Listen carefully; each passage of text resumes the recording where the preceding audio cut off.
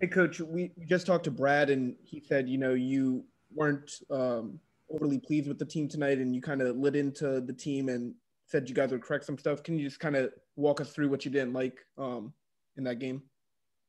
Well, I thought we needed to come out with more urgency in that first quarter. We let the offense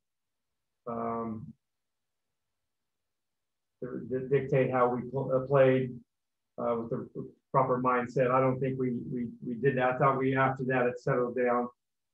Thought we competed much better.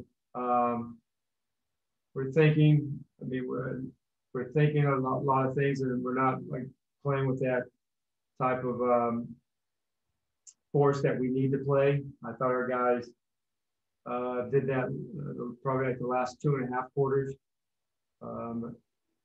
We can play better. I know we still have some guys out, some important pieces are out, but it's still, we have to have that sense of urgency. I thought in the middle of that first quarter, we were just playing minutes and not really very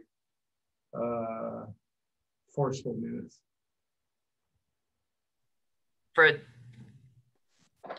Scott, what's urgency look like to you in this scenario? If they're showing urgency, what are you seeing? I think the game is pretty simple, and really breaking it down. If your man doesn't feel you, you don't have the urgency. And there's many ways that your opponent. There's so many games within a game, and the little game that you play against your opponent in front of you, he has to feel you. And you do that by outrunning them. You do that by touching them up. You do that by blocking them out. You do that on both ends of the floor. I don't think we did that enough in that first 16 minutes or so. And it wasn't that they weren't playing with that type of we've been playing with that toughness, but it's all learning experience for some of our guys. I just basically said there's minutes to be had, and you gotta let's go, let's see. Are you willing to fight for these minutes? Because it's going to be hard once the season comes around, and it's going to be 9 guys, maybe 10. Chase. With Thomas Bryant and the emotion he plays with, was tonight an example of kind of the double-edged sword there where, maybe sometimes it can get the best of him? Yeah, I mean, we have to, Thomas and our group, we have to be able to play with that, channel that in the right direction. He's an emotional player, but you got to really control that and use it to your advantage and our advantage. But he's 23 years old. Sometimes it gets away from him. But his one thing about TB, his heart is always in the right place. I think it's gotten better with that in that regards, the emotion. But tonight, I don't think it was one of his better first half. But I thought he came back much better in that second half. Ava? Scott, we talked to Denny in the other room. He was a little bit disappointed, discouraged. What did you see from him coming off the bench tonight? I like his skill set and his toughness, and he plays his minutes hard. That's all you can ask for. He's a young player, his second game, but he plays his minutes hard. You can work with that, and it's impressive. I mean, for a 19-year-old kid that's not from this country to come over here and to play the way he has played the last, almost tomorrow will be 2 weeks.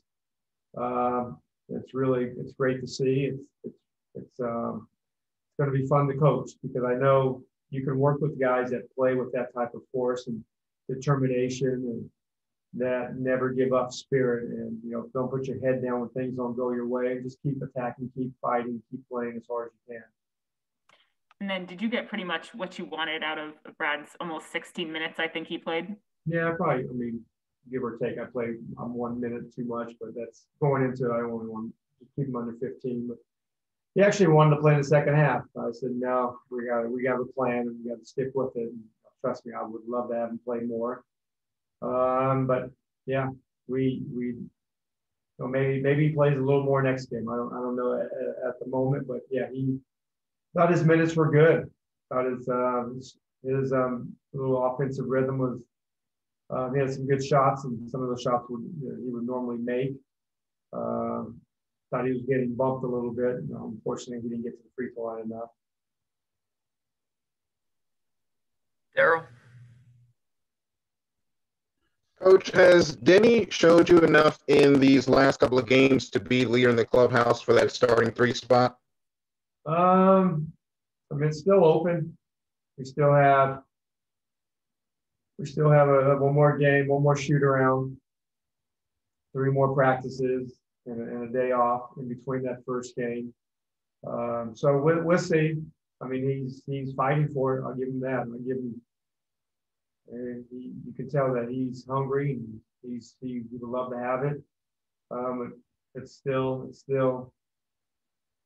minutes are important in the next couple of practices after tomorrow, Saturday's game. Fred, do you have one more? Yeah, I got one more. Okay, we'll wrap up after this one. Scott, what do you consider Bonga's strengths specifically as a defender? What do you think makes him good there? He cares. He tries. I think he's getting stronger. That's sometimes. I mean, he looks like I've been with him for going on 2 years now. He just looks like he's been around for a while. But he's just turned 21. But he's getting stronger. He's not where he needs to be, where he's going to be. He works at it. It's day by day, that maturation process. But he has the length. I still think he lacks some of the strength when he gets knocked off of the spots, but he makes it up because he tries, he cares, and he definitely makes it up. But I thought we played much better. I thought he sparked us, hit a couple of 2 or 3s. We didn't make any shots, and it kind of affected us. But yeah. But also, I just want to let you know, the reason why I was late today was we released a couple of our 3 of our exhibit guys, Marlon and Yoli and Khalif. So that's why I was a little late. It's not easy to do that. It's always tough, but I thought the guys gave us great effort, and I wish them well. Hopefully we'll see them soon. All right. Thank you, Coach. All right. Thanks, guys. All right. Thanks, everyone, for tuning in.